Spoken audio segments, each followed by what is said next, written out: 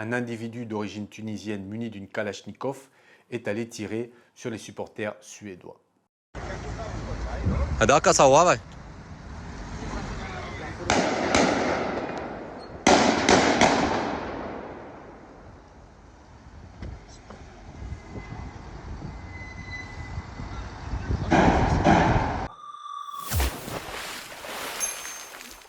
Mbote Bandeko et bienvenue sur ma chaîne. Je voudrais parler des attentats qui se sont passés hier à Bruxelles. Je voudrais présenter mes condoléances aux familles des victimes des supporters suédois. La raison qui l'a poussé à commettre cet acte ignoble, c'est en Suède, ces derniers mois, ces dernières années, il y a des manifestations où il y a des gens qui brûlent le Coran et que le gouvernement suédois ne fait rien. Au pied de la plus grande mosquée de Stockholm, un homme brûle les pages du Coran après l'avoir piétiné. Un autodafé au premier jour de la fête musulmane de l'Aïd, mais autorisé par la police qui n'y voit pas de risque de trouble à l'ordre public. Sur place, plusieurs habitants sont venus exprimer leur désaccord. La liberté d'expression, c'est très important, mais je pense que brûler un ouvrage religieux, ce n'est pas de la liberté d'expression. C'est autre chose, c'est de la provocation. Le gouvernement suédois a condamné ces actes, mais en disant que selon leur loi, la liberté d'expression prime surtout et qu'ils ne pouvaient pas l'interdire. Après tout ce qu'on voit qui se passe en Palestine, cet acte isolé va servir l'extrême droite à dire que voilà, avec les musulmans, c'est toujours pareil et justifier les massacres qui se passent à Gaza. Donc ce mec-là, le Tunisien, n'a même pas réfléchi à ses frères à Gaza. C'est un égoïste, quelqu'un de stupide. Et ça, c'est un acte terroriste. Ça n'a rien à voir avec la révolution ou à défendre des territoires qui sont occupés, se battre contre la colonisation. Non, c'est juste un idiot de terroriste qui ne pense même pas au bien de ses propres frères musulmans. Rien qu'à écouter la vidéo, on peut remarquer qu'intellectuellement, je ne crois pas que cette personne voit très loin. Avec tout ce qui se passe en Israël et en Palestine, et que le conflit s'élargit et qu'il y a des idiots qui ont accès à des armes, qui commencent à faire n'importe quoi, des gens qui ne comprennent rien, qui commencent à faire n'importe quoi et tirer un peu partout. Car il y a eu aussi un crime aux États-Unis. Le président américain Joe Biden a condamné le meurtre d'un garçon musulman de 6 ans qui a été poignardé près de Chicago. Selon les autorités américaines, l'enfant qui a reçu 26 coups de couteau est décédé à l'hôpital alors que sa mère qui a aussi été attaquée devrait survivre. L'assaillant de 71 ans est inculpé de meurtre, de tentative de meurtre et de crime de haine. Selon les enquêteurs, les deux victimes ont été ciblées parce qu'elles sont musulmanes et en raison du conflit en cours impliquant Israël et le Hamas. He had nothing to do with it. All because he was an innocent child. He was Muslim. That's what happened. He was Muslim and this is what they did. This is what this monster did. Cette fois-ci, c'est un enfant palestinien qui a été tué par un autre idiot. Son visage a fait le tour des médias et réseaux sociaux. Abdesalem Lassoued, 45 ans, d'origine tunisienne, était autant connu de la police dans son pays d'origine que des services belges. Il était connu des services de police pour des faits suspects, trafic d'êtres humains, séjour illégal et atteinte à la sûreté de l'État.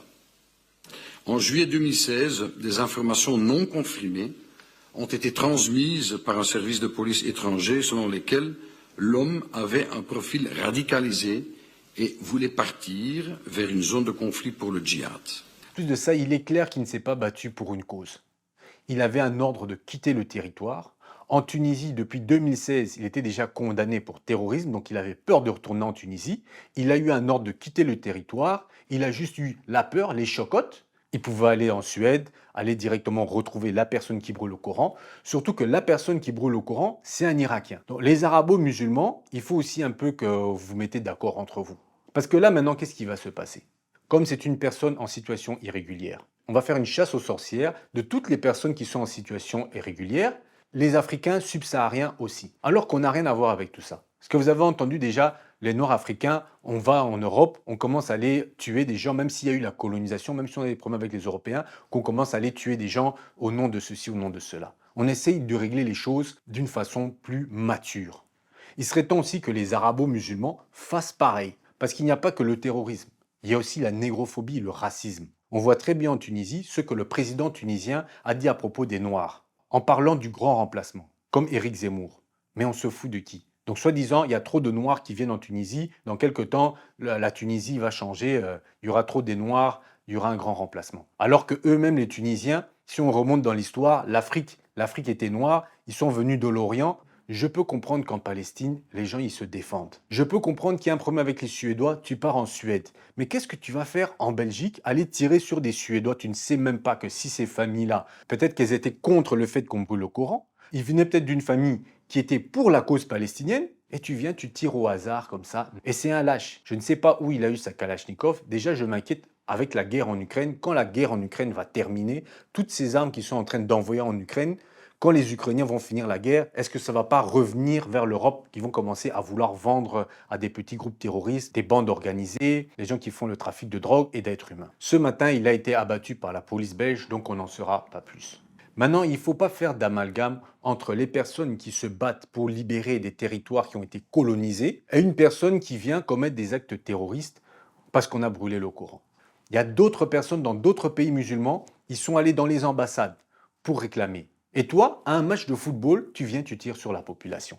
D'un côté, je défends la cause palestinienne parce qu'il y a eu occupation, il y a une colonisation. Et en tant qu'Africain, c'est quelque chose dont je suis contre. On soutient la Palestine, on essaye de faire entendre nos voix. Et par exemple, les Congolais, on est là, il y a un problème avec le Rwanda. Le Rwanda sont en train d'essayer de nous occuper, finance des groupes armés. Est-ce que vous entendez qu'on est en train d'aller tirer sur des Rwandais dans des matchs de football? Non. Prenez exemple sur nous, les Africains noirs. Il y a d'autres façons de régler les choses. Soit vous le réglez dans vos pays, comme nous. La guerre se passe au Congo, on règle ça au Congo. La guerre au Sahel se règle au Sahel, mais on n'est pas en train de commencer à exporter les trucs un peu partout. Donc les pays arabo-musulmans, les pays judéo-israéliens, arrêtez d'exporter dans le monde entier vos problèmes. Il faut les régler là-bas. Je sais que cette vidéo va peut-être faire polémique, mais en tout cas, c'est mon analyse à moi, personnelle, en tant qu'Africain. Il y en a marre parce que maintenant, on va commencer à nous mélanger.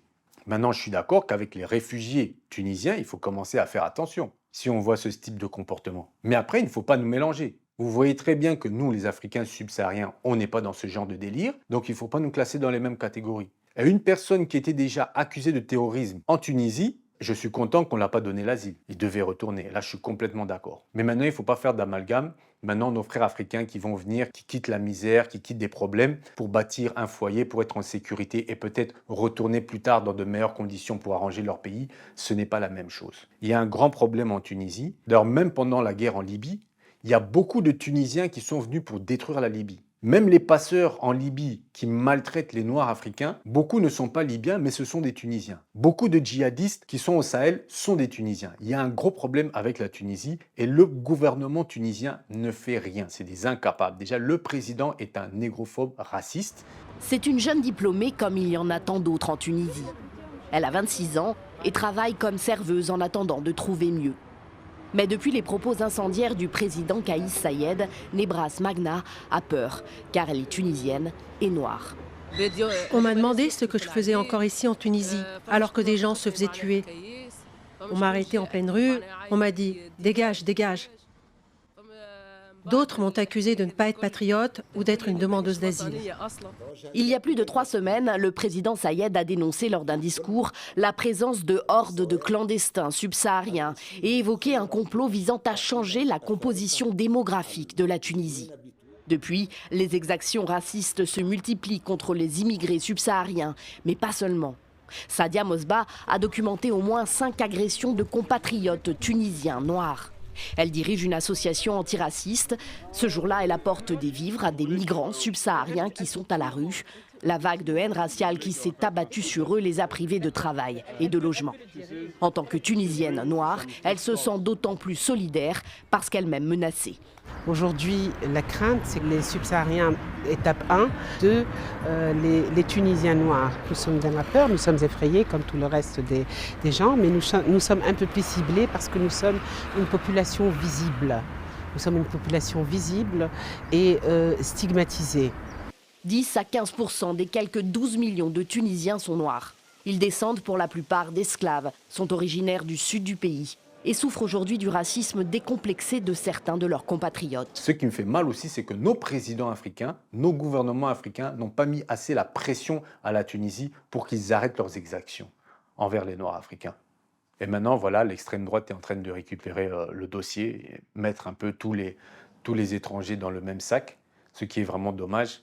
Mais même nous, en tant qu'Africains, nous devons un peu revoir aussi nos rapports qu'on a avec certains pays arabes pour aussi éviter que le terrorisme arrive dans nos pays. Alors je sais aussi que maintenant au Congo, en République démocratique du Congo, il commence aussi à avoir des attaques terroristes par des groupes armés qui se revendiquent de l'État islamique. Donc on doit faire très attention à ça.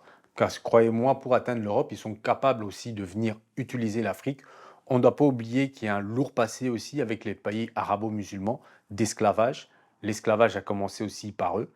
Je vais aussi traiter sur cette chaîne l'histoire de l'esclavage arabo-musulman parce que j'ai l'impression que c'est aussi ancré dans leur culture et certains n'arrivent pas à s'en détacher et aussi nous voient comme des sous-hommes. Je suis très fâché parce que c'est aussi ce genre d'individus qu'on retrouve au Sahel et qui viennent faire n'importe quoi. Donc voilà, c'était mon coup de gueule. J'ai fait cette vidéo en parallèle avec la vidéo que j'ai fait pour la Palestine. Donc je soutiens la Palestine car c'est un territoire qui est colonisé. Et en tant que Congolais, mon peuple a souffert de la colonisation. C'est des trucs que nous n'acceptons pas. Nous considérons que c'est des crimes de guerre. La colonisation est un crime contre l'humanité. Et le fait d'être en premier venu coloniser, si on dit qu'Israël a le droit de contre-attaquer parce qu'ils ont été attaqués, alors pour moi, à la base, si on part de ce principe-là, pour moi, la Palestine a eu le droit dès le début de contre-attaquer parce qu'ils ont été colonisés. Donc voilà, la phrase que j'aime bien dire à la fin, c'est prenez soin de vos familles et passez une bonne soirée. Je sais que les informations ne sont pas toujours très bonnes, mais il ne faut pas sombrer aussi dans la déprime. Voilà, il y a les enfants et tout, il faut quand même passer des moments de joie.